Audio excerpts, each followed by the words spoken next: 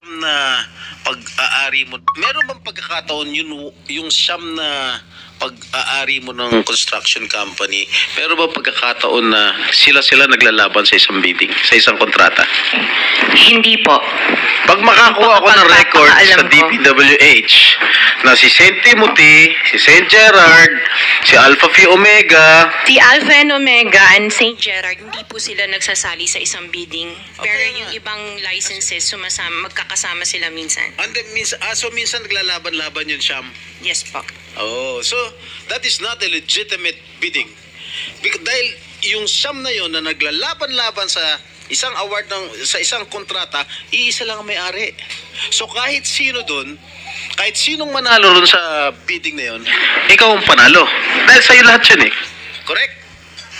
Hindi po, kasi iba yung may-ari ng mga companies. Sus, Alpha and Miss Omega. Diskaya, Opo. kanina, sinabi mo Alpha Phi Omega lang ang sa'yo. Opo. Nung tinanong kita ulit, inunumerate ko lahat yung siyam na korporasyon, inamin mo sa'yo lahat yun. Apa. O ngayon, ang tinatanong ko sa'yo, yung bang siyam na korporasyon na yun, naglalaban-laban ba sa bidding yan? Opo, sumagot ako. Opo. Naglalaban-laban. Opo. So pag naglalaban-laban yung siyam na korporasyon sa isang kontrata, at kung sino manalo ron, kahit isa sa siyam na manalo, sa'yo pa rin yun, ikaw pa rin ang panalo. Correct? Opo. No. Sagot po dyan, Senate Pro Temp, nagbibiding-bidingan.